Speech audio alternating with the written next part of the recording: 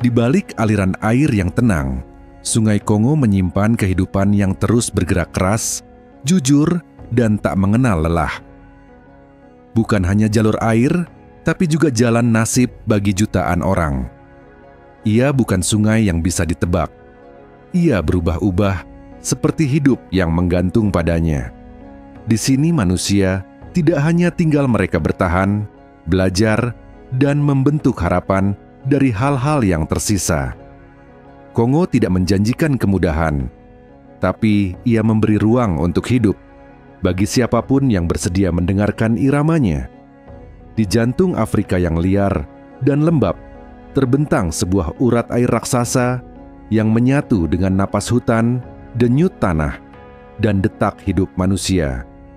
Ia bukan sekadar sungai, ia adalah arus yang menyimpan ingatan leluhur, membisikkan lagu-lagu purba pada akar pepohonan, dan membentuk cara hidup jutaan orang di sekitarnya.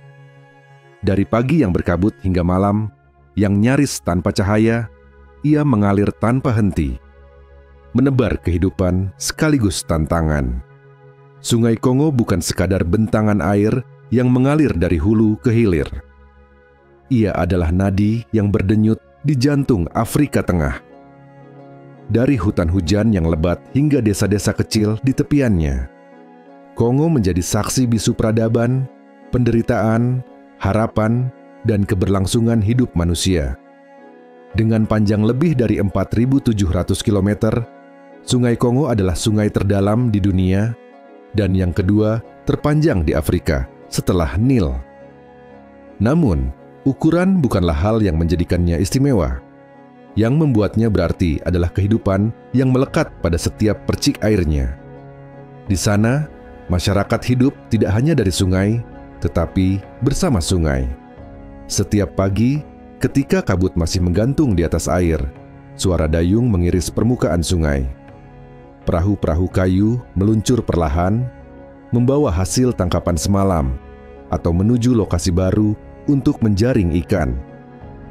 Nelayan tahu betul kapan sungai sedang bersahabat, dan kapan ia sedang menyimpan amarah. Arus deras Kongo tidak pernah bisa dianggap enteng. Sungai ini bisa berubah wajah dalam hitungan jam. Di sepanjang tepian, anak-anak mandi dan bermain dengan bebas. Mereka melompat dari batu ke batu menyelam tanpa rasa takut. Air adalah bagian dari mereka. Dari kecil mereka diajarkan untuk mengenali alur sungai, memahami gerak air, dan membaca pertanda dari alam. Ini bukan sekadar permainan, tetapi pelajaran hidup yang diwariskan dari generasi ke generasi. Di balik keindahan Sungai Kongo, kehidupan tetaplah keras. Ketersediaan air bersih justru menjadi tantangan di beberapa desa. Air sungai digunakan untuk minum, mandi, mencuci, dan kadang kala bercampur dengan limbah rumah tangga. Di banyak tempat, sistem sanitasi masih sangat terbatas. Warga harus berhati-hati agar tidak mengambil air terlalu dekat dengan tempat aktivitas lain yang bisa mencemari. Inilah ironi kehidupan di tepian sungai hidup berdampingan dengan sumber daya besar, tapi tidak selalu dapat mengaksesnya dengan layak. Namun masyarakat di sini tidak menyerah. Mereka tahu bahwa hidup di Sungai Kongo adalah tentang keseimbangan.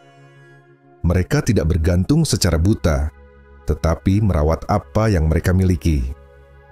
Hutan di sekitar sungai menjadi tempat mencari kayu buah dan obat-obatan tradisional. Hasil hutan, bukan kayu, menjadi penghidupan tambahan bagi keluarga. Sambil membawa beban di kepala atau tangan, perempuan berjalan jauh ke pasar tradisional, menukarkan hasil kebun atau hasil sungai dengan kebutuhan rumah tangga lainnya. Perempuan memainkan peran besar dalam kehidupan sungai. Selain mengurus rumah, mereka juga aktif mencari kerang di tepian, menjemur ikan, dan menjaga anak-anak. Banyak dari mereka menjadi tulang punggung ekonomi keluarga. Di balik kesunyian desa, ada denyut kerja keras yang tidak pernah berhenti. Sementara itu, pria biasanya bertugas berburu, menebang pohon untuk bahan bangunan, atau membawa hasil tangkapan jauh ke kota-kota sungai seperti Kisangani dan Mbandaka. Perjalanan itu bukan tanpa risiko. Sungai Kongo memiliki banyak jeram dan arus yang tidak dapat diprediksi. Tidak sedikit yang kehilangan perahu atau nyawa dalam perjalanan mencari penghidupan yang lebih baik. Di beberapa titik sungai melebar, membentuk danau kecil dan rawa. Disinilah biodiversitas mencapai puncaknya. Buaya kudanil burung air dan ikan-ikan besar hidup berdampingan dengan manusia. Namun perjumpaan dengan satwa liar bisa berujung tragis. Kudanil adalah hewan paling ditakuti di sungai ini. Sekali merasa terancam, mereka bisa membalikkan perahu hanya dalam sekejap. Tetapi, selain ancaman alam, Sungai Kongo juga menyimpan luka dari sejarah. Ia menjadi jalur perdagangan, termasuk perdagangan manusia di masa kolonial. Rantai besi pernah mengikat pergelangan tangan ribuan orang yang dibawa menyusuri sungai ini. Banyak yang tidak pernah kembali. Jejak luka itu masih terasa dalam cerita orang tua, dalam lagu-lagu sedih yang dinyanyikan ketika senja datang, dan dalam pandangan mata yang diam tapi dalam. Meski begitu, Sungai Kongo tetap menjadi simbol ketahanan. Di tengah tantangan, masyarakat tetap bertahan. Mereka membangun rumah di atas panggung, menyesuaikan dengan musim banjir. Mereka membuat sekolah sederhana dari papan dan daun rumbia, agar anak-anak tetap bisa belajar meskipun fasilitas terbatas. Di malam hari, lampu minyak menyala di tiap gubuk, menerangi meja makan yang sederhana, seringkali hanya nasi dan ikan asin, tetapi dimakan dengan rasa syukur yang tak dibuat-buat. Mereka yang tinggal jauh dari Kongo mungkin hanya melihatnya sebagai bentang geografis. Tetapi, bagi mereka yang tinggal di sisinya, Sungai Kongo adalah kehidupan itu sendiri. Ia adalah ibu yang memberi makan, sekaligus alam yang harus dihormati. Ia bukan milik satu orang, tetapi milik semua yang lahir dan tumbuh bersamanya. Tantangan di Sungai Kongo tidak kecil. Perubahan iklim mengubah musim hujan dan kering, membuat panen tidak menentu. Penebangan hutan menyebabkan erosi yang memperkeruh sungai. Dan di beberapa tempat, proyek-proyek besar mulai merambah, membawa janji kemajuan, tapi juga ancaman bagi ekosistem. Namun bila ada satu hal yang tidak berubah, itu adalah semangat masyarakatnya. Di tengah keterbatasan, mereka tetap hidup, tetap menanam, tetap menjalat, tetap bernyanyi. Tetap percaya bahwa sungai ini masih akan mengalir esok hari, dan mereka akan tetap di sini, membaca arus, mendengar bisikan air, dan menyusun hidup dari apa yang sungai berikan.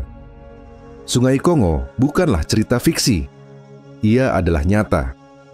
Dan kehidupan di sisinya adalah bukti bahwa keteguhan tidak selalu bersuara keras. Kadang ia diam seperti arus dalam yang tetap berjalan meski tertutup kabut.